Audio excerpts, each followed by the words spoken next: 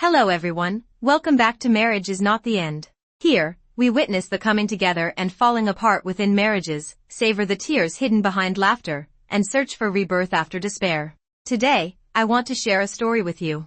This story is about a wedding that was supposed to be filled with blessings, about a man who made a choice at a critical moment, and about a woman who, despite being condemned by everyone around her, still turned away with unwavering determination. The story begins on what should have been the happiest morning of Emily Thompson's life. It was her wedding day. She was wearing a custom-made white wedding gown, her makeup flawless, sitting in a wedding car decorated with flowers and ribbons, her heart full of anticipation. Her groom, Michael Chen, sat beside her. Michael wore a well-tailored dark blue suit with a sprig of lily of the valley pinned to his chest, matching the bride's bouquet. He was a somewhat well-known crisis negotiation specialist working for the police department. With his eloquence and sharp insight, he had successfully persuaded many people away from suicide attempts. To outsiders, they looked like the perfect couple, talented man, beautiful woman, deeply in love. The wedding car slowly left their neighborhood. Behind it stretched a long convoy of cars filled with friends and family, decorated with balloons, heading toward the estate hotel where the ceremony would be held. Emily held Michael's hand, her heart brimming with dreams about their future. But just as the convoy drove onto a bridge spanning the Hudson River, Michael suddenly fixed his gaze on something up ahead. The smile on his face froze, and his body instantly tensed. Following his line of sight, Emily looked ahead, and her heart skipped a beat. Standing outside the bridge railing was a young woman. She wore a white dress, and her slightly rounded belly made it clear that she was pregnant. One hand clutched the railing as she swayed unsteadily, staring down at the rushing river below. The morning wind over the river was strong. It whipped her dress and long hair wildly, making her appear even more fragile and desperate. After just one glance, Michael made his decision. Almost instinctively, he reached forward and slapped the back of the driver's seat. "Stop the car. Pull over now," he said urgently.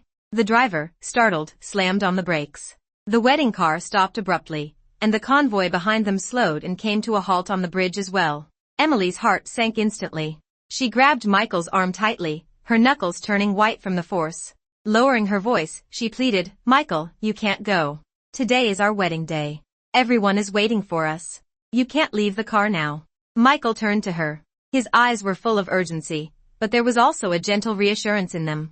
He patted her hand softly, trying to loosen her grip. "Emily, sweetheart, please don't be like this. That's a human life. I can't just watch her jump and do nothing. I'm a negotiator, that's my job, my instinct. You're such a kind person normally. You understand that, don't you?" He continued, "Just give me a few minutes. Only a few. I'll talk her down, and then we'll go right away. The wedding won't be delayed." As he spoke, he had already freed himself from Emily's grasp, opened the car door, and stepped out with one foot. Emily's expression turned cold in an instant. Looking at Michael's back, she said slowly, word by word, her voice calm but crystal clear, "Michael Chen, if you step out of this car today to save that woman, then our wedding is cancelled." Michael froze. He turned around, staring at Emily as if seeing her for the first time. His brows furrowed tightly. "Emily, do you even hear yourself? Cancel the wedding? Just because I'm going to save someone? How can you say something so cruel, so cold?" Emily didn't look at him. Her gaze moved past Michael and settled on the trembling white figure by the railing. She looked at the woman's slightly rounded belly. She looked at the tear-streaked face that had just turned toward them after hearing the commotion. The woman's eyes were red and swollen from crying. But in the moment the woman looked at Michael, Emily caught something extremely subtle, something hard to describe. That was not the look of someone truly on the brink of despair. Emily's voice became even firmer, leaving no room for compromise. "Saving her, or continuing the wedding, Michael, today you can only choose one." Michael looked at Emily for a long moment. There was disappointment in his eyes, confusion, and a hint of irritated anger. He said nothing. Instead, he slammed the car door shut and strode quickly toward the woman. With the wedding car stopped, the relatives and friends behind them began getting out of their vehicles, whispering among themselves, completely confused about what was happening. Michael's best man and closest friend, Kevin, walked over and briefly explained the situation. People's eyes moved back and forth between Michael's retreating figure and Emily, who still sat motionless in the car. The whispers gradually grew louder.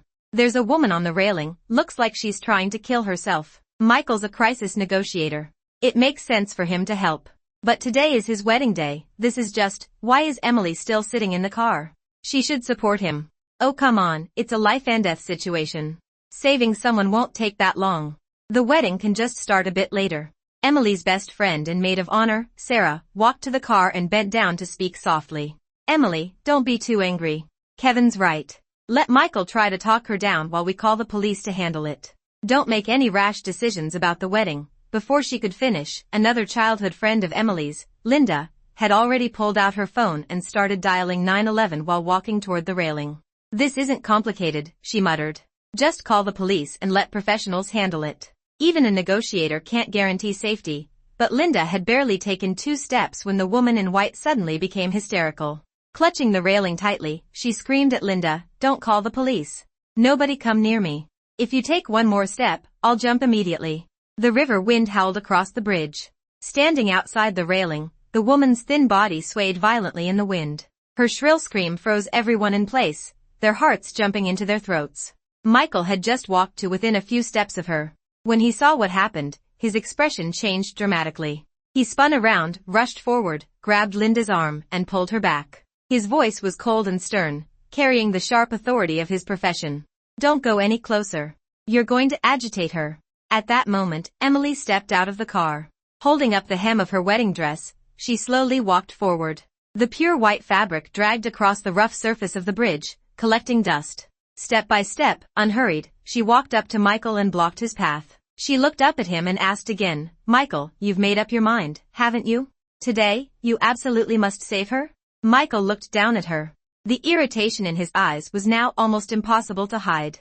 Still, he took a deep breath, softened his tone, and held her hand, making one last attempt. "Emily, please try to understand me this once, okay? This is my job, my calling. How can I just ignore it? Is our wedding really more important than a living human life?" As he spoke, his gaze drifted back to the woman in white again, filled with concern and worry. Michael's words seemed to inject fresh energy into the surrounding relatives and friends. They nodded one after another and began persuading Emily, voices rising from every direction. "Emily. Michael's right," someone said. "Saving a life is the greatest virtue. Just let him go. I think that girl is pregnant too. She must be going through something terrible. It's really pitiful. Don't make a scene. This won't take long."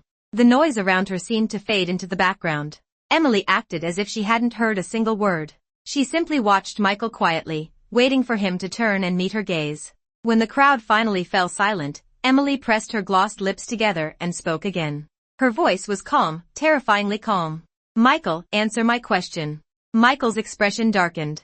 It looked like he was fighting an intense battle within himself. After a moment, he finally released Emily's hand, stepped around her, and moved closer to the woman again. He adjusted his expression, trying to look gentle and trustworthy, and spoke softly to the woman. "All right, we won't come any closer. We'll all step back. Just calm down, okay? Don't get upset. What's your name? If you're in trouble, you can talk to me." The woman in white stared at him without blinking. Under the warmth of his voice, the fear and defensiveness in her eyes seemed to soften. Tears welled up and spilled over, rolling down her cheeks in large drops. Her voice trembled with grievance. "Don't come any closer, none of you." Though she was still refusing, her tone had softened. Michael's hand at his side clenched into a tight fist. A flicker of pain crossed his eyes, something only Emily seemed able to read. He raised one hand slightly, pressing it down gently in the air as if soothing a child. Okay, we won't come closer. Just calm down. Take a deep breath. That's right, breathe slowly." The woman gradually quieted down, though she cried even harder. Emily stood behind them, silently watching the scene unfold. Then she took out her phone from her clutch and called her mother. Her voice was perfectly steady, as if she were casually commenting on the weather. "Hi, Mom? Have you arrived at the hotel? Okay. Then please notify all the guests, the wedding is cancelled." There was a moment of silence on the other end before her mother's shocked voice burst out with questions. Emily didn't explain. She simply murmured a calm "hum," and hung up. Her words weren't loud, but they landed like a stone thrown into still water, sending shockwaves through the crowd. The relatives and friends who had been whispering moments ago suddenly sucked in a collective breath and turned to stare at her. Only then did everyone seem to realize that when Emily said cancel the wedding, she had never meant it as an empty threat. Michael, who had been focused on calming the woman, suddenly stiffened. He whipped his head around and stared at Emily in disbelief. His voice came out dry, as if squeezed from his throat. "Emily, you actually called?" Emily stood there calmly, one hand holding up the hem of her wedding dress, the other holding her phone. She even raised an eyebrow slightly. What about it? Michael swallowed hard, his Adam's apple bobbing as he struggled to maintain his composure. Do you really have to be this unreasonable? He said through clenched teeth. Emily took a step back, putting distance between them. A faint smile even appeared at the corner of her lips. If you think this is unreasonable, then fine, she said lightly. I've already informed my parents. The wedding is cancelled. Michael, you're free now. You can do whatever you want. No one will stop you. At that tense moment, the woman standing on the railing suddenly raised her hand and wiped the tears from her face. Her face was pale as paper. Her voice was hoarse and trembling as she called out, I'm sorry. This is all because of me. You're fighting because of me. She looked at Emily with a pleading, humble expression, like an innocent victim begging forgiveness from her accuser. Miss, please. Don't argue with your husband because of me. You should go hold your wedding. People always say it's better to build 10 temples than to ruin one marriage. If your wedding gets ruined because of me, then the sin would be too great. Her voice broke again. Tears fell once more like beads from a broken string. She lowered her head and gently stroked her rounded belly. In a self-pitying whisper she murmured, anyway, my life is worthless. No one has ever cared about me. If I die, then I die. Her words were like a spark thrown into dry grass. Instantly, they ignited the sympathy of everyone around. Michael's brows knitted together even tighter. He cautiously moved another small step closer to the railing. His voice was full of concern and encouragement. Don't say that. There must be someone in this world who loves you. You can't be so pessimistic, and you definitely can't give up your life so easily. Think about the baby you're carrying. Nearby pedestrians began speaking up as well, trying to comfort her. You're so young, miss. Please don't do anything foolish. If you're in trouble, tell us. Everyone here can help you. At the same time, the murmuring among the wedding guests grew louder, and the tone had clearly shifted. Well, honestly, both sides have a point. I don't even know who's right anymore. Even though a wedding only happens once in a lifetime, I still think Michael is doing the right thing. After all, that's a human life. Emily usually seems so sensible. Why is she being so stubborn and unreasonable today? Hearing these comments seemed to give Michael a great deal of confidence. He let out a heavy breath and looked at Emily again, his expression carrying the meaning of *C. Everyone understands what's right. His tone became patient and admonishing. Emily, you're not usually like this. What's gotten into you today? That girl clearly has nowhere left to turn. Are we really supposed to just stand here and watch her die? Emily stared at him without blinking. Her gaze was so cold it made Michael uneasy. She spoke slowly, each word sharp as ice. Michael, why I'm acting like this, don't you know the reason? Before Michael could respond, his best man Kevin stepped forward, unable to hold back any longer. He positioned himself in front of Michael and accused Emily indignantly.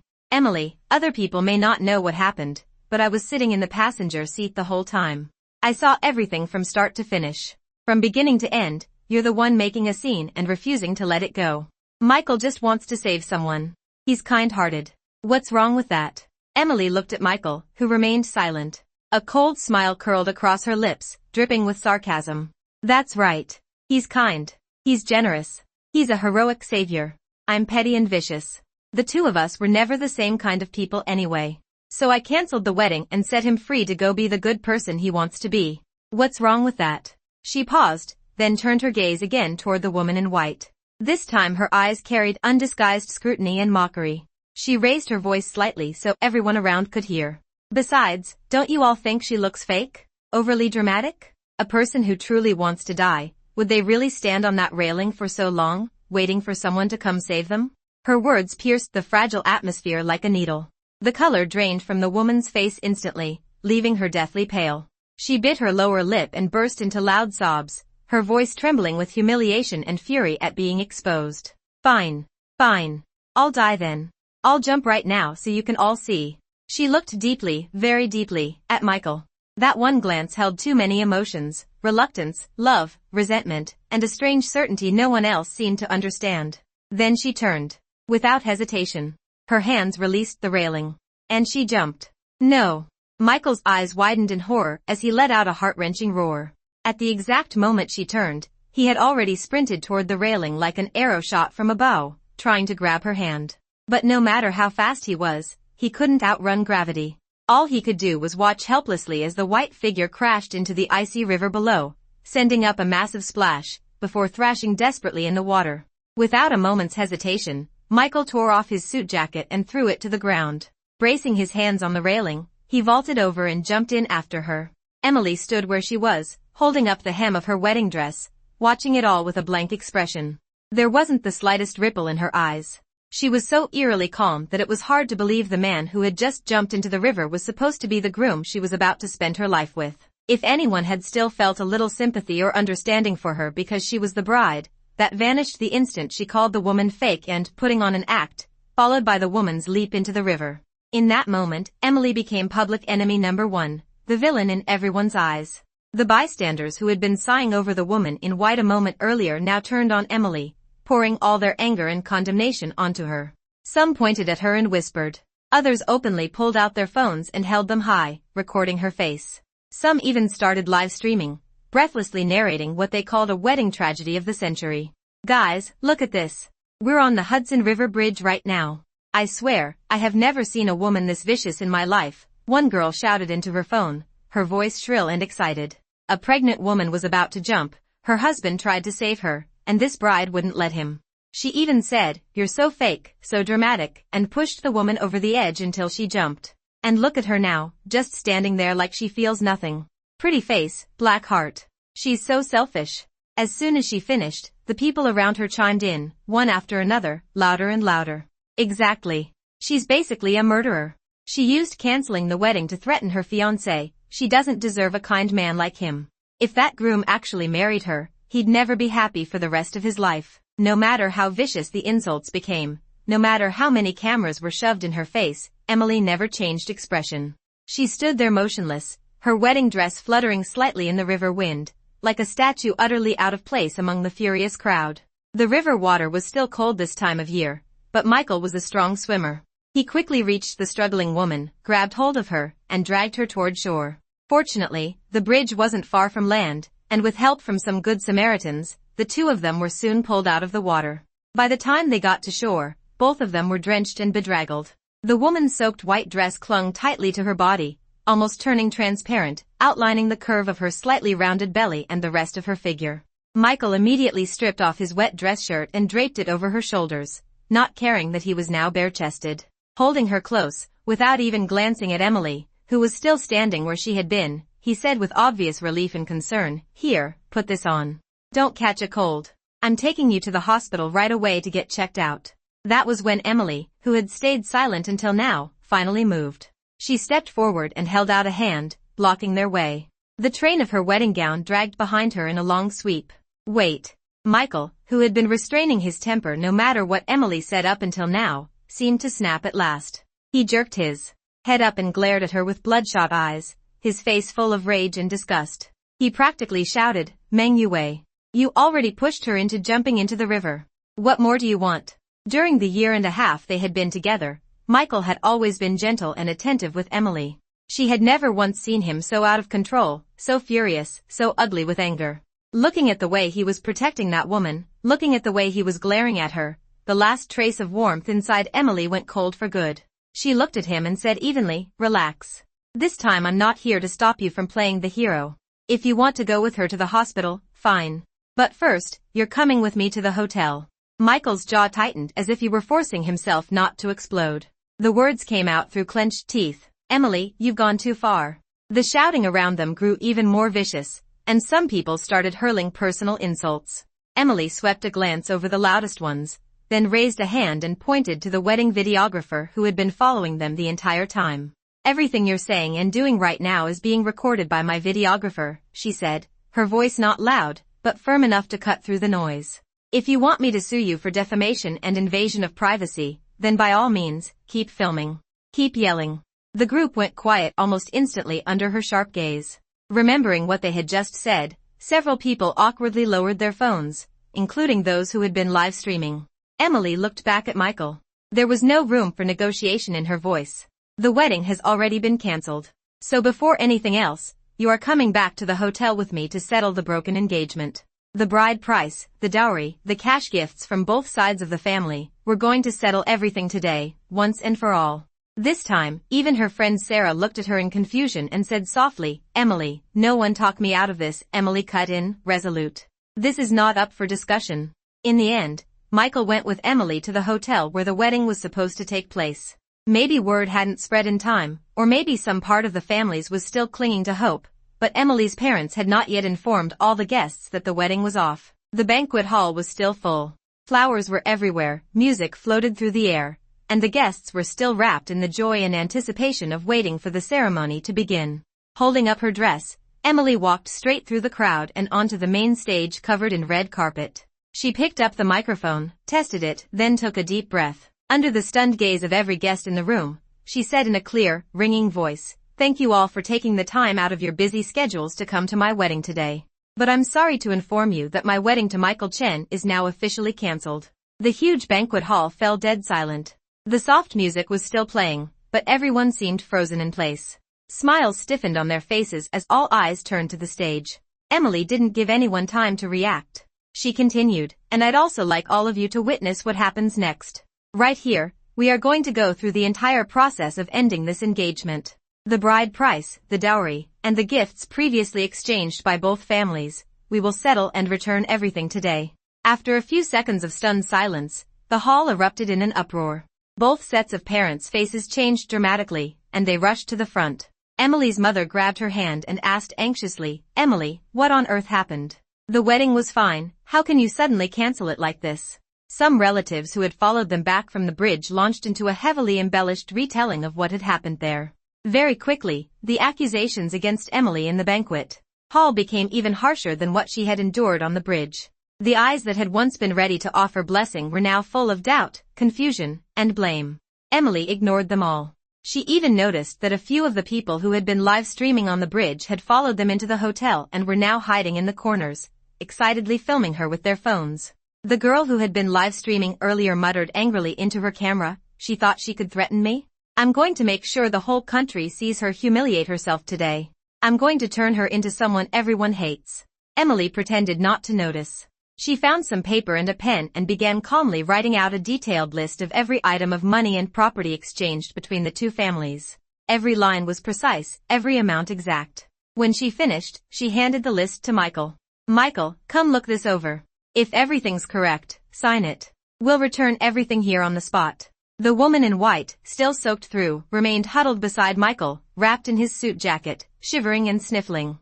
Every so often, she lifted her tearful eyes to look around at the people in the room, repeating softly, over and over, "I'm sorry. I'm sorry, this is all my fault. I ruined everything." Michael's mother, who had been holding Emily's hand and trying to calm her down, instinctively turned her head when she heard the crying. The moment she got a clear look at the woman's face, her breathing turned ragged and her expression went ashen with fury. She grabbed Michael and, with all her strength, slapped him hard across the face. Smack! The sharp crack of the slap cut through the noisy banquet hall. Everyone froze. Michael's mother was trembling all over. Pointing at him, her voice shook with grief and rage. You unfilial disgrace. On such a joyous day, what kind of sin are you committing?" After scolding her son, Michael's mother turned around and grabbed Emily's hand. Her eyes were filled with tears, her voice almost pleading. "Emily, sweetheart, listen to Auntie, please don't." Emily quietly pulled her hand back. She pushed the list toward Michael again and said in the calmest voice possible, the determination in it unmistakable, "Hurry up." Only then did Michael seem to realize that Emily truly meant to end everything between them. He looked up at her, his expression complicated, his voice hoarse. "Emily," seeing that he was still hesitating, Emily took her phone out of her clutch, opened a post on social media, and held the screen up in front of him. Her tone had turned icy, carrying the weight of a final ultimatum. "Michael, my patience is running out. And I'm not an idiot. What happened today, either you explain it clearly to everyone yourself, or I will do it for you." The moment Michael saw what was on the screen, the color drained from his face. His lips began trembling uncontrollably. A few sharp-eyed relatives standing nearby caught a glimpse of the phone as well. Their expressions changed instantly, from confusion, to sudden realization, and then to outright contempt. Michael froze for several seconds. Finally, he looked at Emily again, the last trace of pleading in his voice. "Emily, do you really have to do this? We've been together so long. Haven't we always gotten along well?" Emily tightened her grip on the phone. Her heart had long since sunk to the bottom of the Hudson River, cold and resolute. She met his gaze and answered slowly, word by word, "Yes.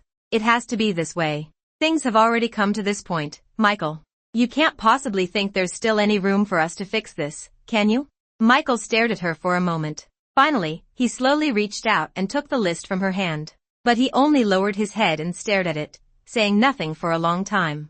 Meanwhile, the people hiding in the corner live streaming were still stirring things up with what they thought was righteous commentary. Everyone look at this. That vicious bride is still forcing the groom to break off the engagement. If you ask me, after today, no one will ever dare marry a woman like her. Exactly. After today the whole country will know how cruel she is. Who would marry someone like that? Emily's mother was standing behind her. Hearing those words, she tugged gently at her daughter's sleeve, her voice full of worry. Sweetheart, why do you insist on breaking off the engagement today? I've always told you I'll support whatever decision you make. But at least tell your mother why. Emily gently patted the back of her mother's hand to reassure her. Mom, don't worry. Just wait a moment. You'll understand soon. Just then, Michael's mother, the woman who had always been so composed and dignified, suddenly seemed to lose control. With fury written all over her face, she rolled up her sleeves and stormed forward. She grabbed the woman in white from beside Michael and yanked her out. Then she started slapping her across the face, again and again, before kicking and hitting her while shouting in a shrill voice, Jessica, you shameless woman. Why won't you leave us alone? Did our family owe you and your mother something in a past life? Why do you keep clinging to us and ruining our lives? The woman called Jessica was caught completely off guard by the sudden beating. She curled up on the ground, covering her head, crying silently without daring to say a word. At this point, even the slowest people in the room realized something wasn't right. The crowd that had been busy pointing fingers at Emily fell completely silent, exchanging bewildered looks. Even the two girls live streaming in the corner froze. One of them whispered to her audience, wait, what's going on? Is there a twist here? This looks like a huge scandal. Michael ignored Emily and rushed forward to protect Jessica. Standing in front of her, he shouted to his mother, Mom, calm down. Just listen to me. Michael's mother was so furious her face had turned red. She pointed at him and yelled, calm down? You want me to calm down? What did I tell you before? You promised me you would cut ties with that little tramp completely. You promised me. And now look at you, bringing her to your wedding today. What are you trying to do? Do you want to kill me sooner? Michael's face darkened. He opened his mouth as if to explain but couldn't seem to find the words. In the end, only a weak eye came out. Emily couldn't help laughing from the side. The smile was filled with sarcasm. Michael, if you can't find an excuse, then don't bother. Whatever's going on in your family has nothing to do with me. I only have one request. Since all our relatives and friends are here, let's finish the process quickly. After today, you go your way and I go mine. Michael's mother still tried to salvage the situation. Her eyes red, she turned to Emily. Emily, sweetheart, please give him another chance. You're the only daughter-in-law I've ever accepted. Emily looked at the poor woman with a trace of sympathy and shook her head. Auntie, you're a good person. But your son and I were never meant to be husband and wife. The crowd, still in the dark, began murmuring again. What exactly is going on? Looks like Michael already knew that woman. Is she his ex-girlfriend? Maybe the family didn't approve? I feel like it's not that simple. Seeing that Michael still refused to speak, Emily lifted her phone again and raised her voice. Since everyone seems so curious, I'll clear things up. Emily. Shut up. Michael suddenly panicked and lunged forward, trying to grab her phone. Emily stepped back, clutching it tightly, and looked at him coldly. Michael, I told you, my patience is limited. You've hesitated again and again, so you can't blame me now. Your parents, my parents, and all these relatives and friends are here. Everyone deserves an explanation, don't you think? Michael's face turned pale as ash. He looked like he had lost the ability to speak. Some of the relatives who had no idea what was happening started urging her. Emily, go ahead, tell us what's going on. Emily turned on her phone screen and said, if you want the simple version, yes, it started because he stopped on the way to our wedding to save this woman, and I decided to call off the wedding. But the story is far more complicated than that. I just posted this in our wedding group chat. Anyone who's in the group can forward it. Michael tried to stop her again, but Emily shot him a cold glance. Then she turned to the woman named Jessica, her gaze sharp. Miss Jessica, at this point, aren't you going to introduce yourself? Jessica still looked pitiful and fragile, her eyes red as she hid behind Michael, trembling without saying a word. At that moment, Emily's friend Sarah had already opened the post on her phone and began reading it aloud. I fell in love with someone I shouldn't have loved. My boyfriend is the son of my mother's boyfriend. But his parents aren't divorced, and my mom I know our relationship was never meant to work, but we truly love each other. When his mother found out about us, she threatened suicide to force him to break up with me, and forced him to be with someone else. Neither of us wanted to give in, but we had no choice. I know he still can't let go of me, just like I can't let go of him. But under his mother's pressure, he ended up being with someone else. Watching him treat another woman well breaks my heart. Fortunately, he still loves me. But today, they're getting married. And I can't accept it. I really can't. I didn't do anything wrong. Why can't I be with the person I love? I can't stand by and watch him marry someone else. I can't accept him marrying another woman. Michael, please, if you still love me, will you stop for me today? When Sarah finished reading, the entire banquet hall fell into stunned silence. A moment later, an even louder wave of murmurs erupted. So, that post was written by the woman who jumped into the river. She's the daughter of Michael's father's mistress? This family situation is unbelievably messy. Her mom was the mistress, and now Michael was secretly dating the mistress's daughter? And his mother found out? My God, now I actually feel sorry for Michael's mom. Her husband cheated, and her son fell in love with the mistress's daughter. This woman is just like her mother, so manipulative. She even waited on the route to the wedding just to sabotage it. Exactly. That post clearly shows she did it on purpose. Michael's expression was already dark, but now it looked like a thundercloud ready to burst. He suddenly turned around and roared, "Have you all said enough? Can you just shut up?" The crowd quieted a little under his shout, but the contempt in their eyes remained sharp and relentless, like knives stabbing into him and Jessica. Michael then turned to Emily, his eyes bloodshot. "Are you satisfied now that things have turned out like this?" he hissed through clenched teeth. Smack! Before he could say another word, Emily slapped him across the face with all her strength. The force of it left her own palm tingling. Michael's head snapped to the side. A red mark immediately bloomed on his cheek. Emily's hand remained raised in the air. Her voice was colder and harsher than his had been. "Michael Chin, have I been too polite with you? You're the one eating from one bowl while eyeing the pot on the stove, and you still think you're the one in the right? From beginning to end, I'm the biggest victim here. If anyone has the right to question someone, it's me. All I'm doing is demanding justice for myself. What exactly did I do wrong?" Michael covered his face and turned back toward her, about to speak. But before he could, Jessica rushed forward and grabbed his arm, stepping protectively in front of him. With tear-filled eyes, she looked at Emily. Her voice was so soft and pitiful it made people uncomfortable. "Please don't hit Michael. I'm sorry. I'm really sorry. I didn't mean to ruin your wedding. That post. I only wrote it to vent my feelings. I truly didn't mean to cause trouble. It's not what you think. I was sitting by the river. I just wanted to calm down." She began crying again. But this time, almost no one felt sorry for her. Instead, people whispered and pointed at her and Michael with open disgust. "Look at her, so calculating, and she still claims it wasn't intentional. Just like her mother. Learned everything from that mistress." In the corner, the two live streaming girls were whispering nervously to each other. "Wow, this scandal is huge and messy. So we were yelling at the wrong person the whole time? We kept attacking the bride, but it turns out she was playing the long game." Jessica heard the murmurs around her. For a brief moment, a flash of hatred flickered in her eyes. Then she wiped her tears again and stepped forward, reaching for Emily's hand with a pleading expression. "Emily, I'm sorry. I apologize to you. Please don't let this situation escalate any further.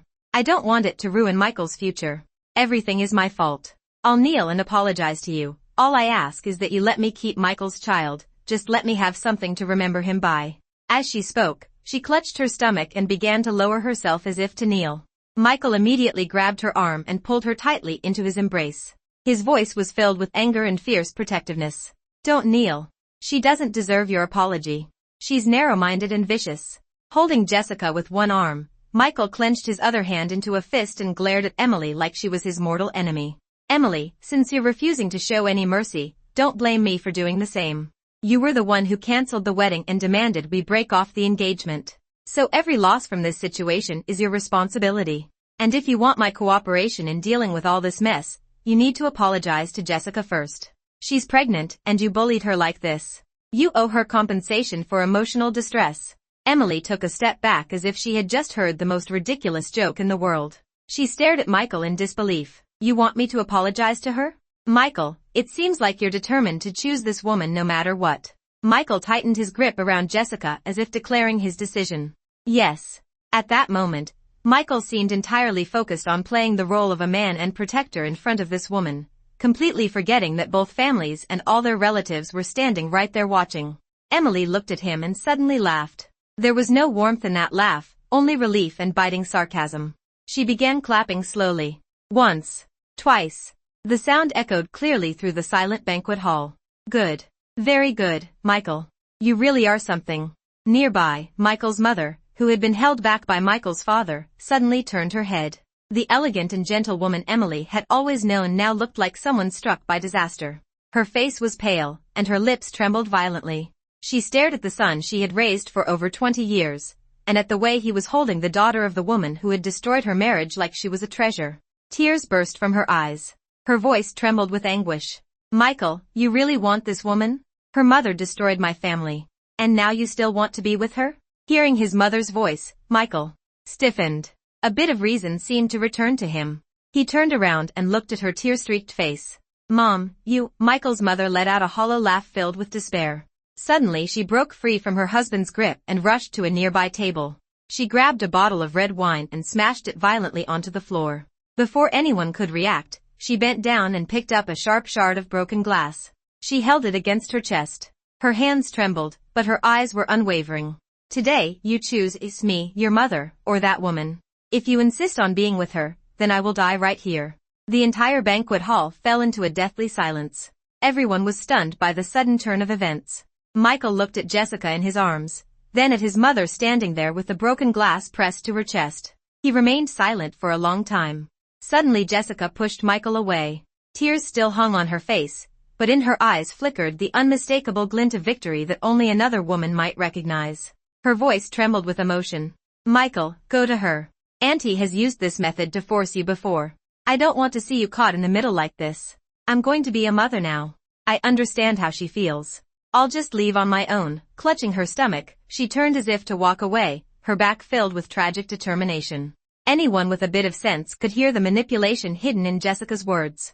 She was reminding everyone that Michael's mother had threatened suicide before, implying she was a controlling and unstable woman, while presenting herself as the noble one, the one making sacrifices. But Michael didn't hear it. Or perhaps he chose not to. He quickly caught up with her, grabbed her hand, and held it tightly. Then he looked back at his mother. There was hesitation and guilt in his eyes, but in the end it was swallowed by a blind sense of love. Mom, this isn't the time to make things worse. You're too emotional right now. We'll talk later. Then he turned to Emily, his gaze filled with resentment and warning. As for you, Emily, this isn't over between us. I'll say it again, when you apologize to Jessica, then we'll talk about ending the engagement. With that, he turned away without another word. Holding Jessica's hand, he strode out of the banquet hall, leaving behind a room full of stunned guests and complete chaos. What Michael didn't realize was that from the moment he walked out that door, his life was about to change in ways he could never imagine. After Michael irresponsibly left the wedding with Jessica, less than a minute later, his devastated mother, overwhelmed by grief and despair, actually drove the shard of glass straight into her chest. Blood instantly soaked through her clothes as she collapsed to the ground, murmuring weakly, "Why? I lived my whole life, my husband betrayed me, and even my son isn't filial." The wedding hall erupted into chaos. Screams, crying, and frantic calls for help filled the room. Emily didn't have time to think. She immediately called an ambulance and accompanied Michael's distraught father to the hospital, helping rush the barely conscious woman there. After that, she asked her own parents to stay behind at the hotel to dismiss the shaken guests and calm everyone down. By the time everything was finally handled, Emily was utterly exhausted. Meanwhile, the wedding disaster between her and Michael had already spread across American social media like wildfire. Facebook, Instagram, TikTok, everywhere people were sharing the videos taken on the bridge, along with clips from the girls' live stream. Kind-hearted internet users had blurred Emily's face in many of the videos. But Michael's and Jessica's faces were enlarged and displayed clearly for everyone to see. The headlines became more sensational by the hour. Manipulative mistress's daughter fakes suicide. To stop groom and sabotage wedding. Bride stops groom from saving woman, because she recognizes her as a homewrecker. Shocking scandal. Father and son involved with the same mother-daughter pair? When Emily clicked on one of the videos, the most popular one already had over 10 million likes. The comment section was a storm. If every commenter had spit once, it would have drowned Michael and Jessica. The person receiving the most insults, however, was Michael, the clueless, spineless man. My God, this guy is both a cheater and an idiot. Absolutely disgusting. Cheating is bad enough, but being this cruel to his own mother? That's his dad's mistress's daughter. Are there really no other women in the world? Like mother, like daughter. Of course the mistress's kid grows up to be a mistress too. I feel so bad for the original bride. Thank goodness she got out before falling into that hellhole. That woman is a master-level manipulator. Her acting deserves an Oscar. There were millions of comments like this. Even guests who had attended the wedding anonymously chimed in online, adding more details about what had happened. This was the internet age, people loved drama. The story kept spreading and evolving. Within 3 days, determined netizens had dug up Michael and Jessica's personal information, including their home addresses, workplaces, and social media accounts. A few days later, Emily was sitting on the couch in her living room, calculator in hand, carefully tallying every expense and financial detail involved in returning the engagement gifts. The doorbell rang. When she opened the door, Michael was standing outside. But compared to the confident man who had walked out of the wedding 3 days earlier, he now looked almost unrecognizable. He was still wearing the same suit from that day, now dried but wrinkled and stained. His white shirt was creased and dirty. His eyes were bloodshot, dark circles hung beneath them, and thick stubble covered his jaw. He looked exhausted, disheveled, and defeated. When he saw Emily, he didn't show anger like before. His eyes avoided hers. His lips moved several times before he managed to speak. Emily leaned against the doorframe and looked at him expressionlessly. What do you want? Michael licked his cracked lips before speaking in a hoarse voice that sounded like sandpaper. Emily. I'm sure you've seen the videos online. Jessica and our personal information has been exposed everywhere. Wherever we go, people point at us and curse us as adulterers. I know I wronged you. I know it now. With every sentence he spoke, his expression grew more defeated. He paused, as if wanting to say more, but Emily cut him off. Michael, do you know your mother is still lying in the hospital? Her calm voice hit him like a hammer. Michael looked up abruptly, panic and guilt flashing across his face. Do you know your irresponsible father disappeared right after the wedding, and took Jessica's mistress mother with him? Michael's face went even paler.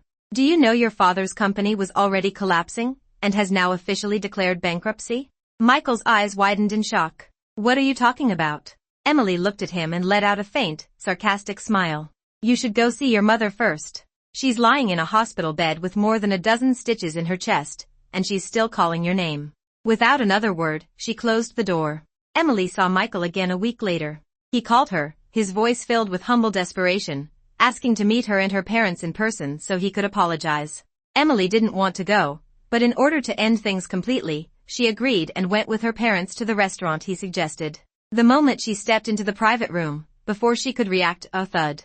Michael dropped to his knees in front of her. He knelt there, looking up at Emily with reddened eyes, his voice trembling. Emily. I'm sorry. I'm so sorry. I was blinded by stupidity. Everything is my fault. I'm not asking you to forgive me. I just hope you can give me another chance. Emily stood there looking down at him, feeling nothing but faint annoyance. Michael, what kind of stunt are you pulling now? Still kneeling, he continued speaking with a face full of regret and pain. I went to the hospital to take care of my mom a few nights ago. I got home very late and overheard Jessica talking on the phone with her mother. That's when I found out all of this was a setup between them and my father. My father's company had already been in serious trouble. The financial chain was broken, and the debts were larger than the assets. He secretly transferred most of the family property into Jessica's mother's name. My mom occasionally visited the company. My father was afraid she would notice the financial problems. So he deliberately staged the affair with Jessica's mother to distract her, and to buy time to move the money. And as soon as he disappeared, the company's problems exploded and it collapsed. Michael's expression twisted with even more pain. And Jessica, she knew that after everything online, we've become public enemies. Everyone hates us. She wanted to leave me as soon as possible. But when she was on the phone with her mother, I overheard everything. His voice broke. And the baby she's carrying isn't even mine. By the time he finished speaking, Michael let out a bitter, self-mocking laugh. The sound was full of irony and despair. I was such an idiot, he said. I trusted her completely, treated her like some fragile little flower who needed my protection. I even stabbed my own mother in the heart for her, just like my father did. I'm not even human. I'm a beast. Seeing him kneeling there in such a miserable state, crying uncontrollably, Emily's mother softened. She instinctively reached out to help him up, but Emily stopped her with a hand. Emily looked down at Michael. His repentance, his tears, his supposed awakening, all of it looked like nothing more than a ridiculous performance to her. She spoke slowly, her voice perfectly calm. So what? You came here today just to tell me all this? You want me to give you another chance? Michael, I'm not a recycling center. She paused before continuing. I've already given you plenty of chances. You probably don't know this, but when I saw that post online, I still chose to go ahead with the wedding. Do you know why? Because the post was sent to me from an anonymous account after I had already gotten into the wedding car. The person who sent it was Jessica. She even texted me to provoke me. She said, * you'll definitely choose her. * and after that, we got the scene on the bridge, where she pretended to jump and you were willing to cancel our wedding just to save her. Emily looked at him quietly. There was no hatred in her eyes, only a calm clarity. Michael, I think you're hateful, but even more than that, you're pitiful. Because you can't even tell who truly loves you and cares about you. I'm not talking about myself. I'm talking about your mother. She raised you with so much effort, and yet for a woman who deliberately tried to destroy her, you nearly cost her her life. Michael's face turned pale as paper. He nodded weakly. I know. I understand now. I'll take care of things at home. From now on, I'll take good care of my mom. Then he reached out and grabbed the hem of Emily's pants, his eyes full of desperation. Emily, I'm sorry. I really know I was wrong. I regret everything. Please, just give me one more chance. I still have feelings for you. I love you. Emily stepped back, avoiding his touch. No. Her answer was firm and final. Michael, someone like you disgusts me just by being in the same room. Of course she would never give him another chance. She had no intention of getting entangled with him again. With her parents present, Emily and Michael carefully settled every financial detail related to the broken engagement. Bride price, gifts, cash envelopes, every item was calculated clearly and returned. They signed the documents, transferred the money, and returned the items on the spot. When everything was finished, Emily looked at Michael and said one final sentence, from this moment on, we have nothing to do with each other. For a long time afterward, Emily heard nothing about Michael. She deleted her old social media accounts, found a new job, and began a new life. That disastrous relationship felt like a nightmare she had finally awakened from. Then, 3 months later, one morning while eating breakfast, Emily casually opened a news notification. A bold headline made her stop chewing. Triple homicide in New Jersey. 1 man and 2 women found dead in apartment. Suspect is former well-known crisis negotiator. Emily's fingers froze. She tapped the article and began reading quickly. The details slowly aligned with everything she already knew. Seeking revenge, Michael had used every tracking technique he had learned during his career as a crisis negotiator. Eventually, he located his father and Jessica and her mother, who had been hiding in another state. One night, he broke into their apartment. With a knife, he killed his father and the mother and daughter, ending their lives and destroying his own future at the same time. He was arrested at the scene. Now he faced a long prison sentence, possibly even the death penalty. The news photo showed Michael being escorted out of the apartment by police. He wore handcuffs and prison clothes, his face blank, his eyes hollow. He looked nothing like the confident groom from 3 months earlier, the man in a sharp suit who had leapt into the river to save someone. Emily finished reading the article quietly. Then she closed the page, picked up her coffee, and continued eating breakfast. Sunlight streamed in through the window, warm on her face. Inside, she felt perfectly calm. None of it had anything to do with her anymore. Ending a wrong relationship in time had been the best thing she could have done for herself. She hadn't sunk deeper into that mess. She hadn't sacrificed her life for someone who wasn't worth it. She had walked away, even when everyone misunderstood her and condemned her. And sometimes, that's what it takes to turn away from a wedding, not impulsiveness, but courage and clarity. Marriage is never the end of life, and it's certainly not the only path to happiness. It's never too late to cut your losses. Only by leaving the wrong person can you meet the future that's right for you. That's the story for today. This is Marriage is Not the End. If you have a story you'd like to share, or if you have thoughts about today's story, feel free to leave a comment below. Don't forget to like and subscribe to the channel. See you next time.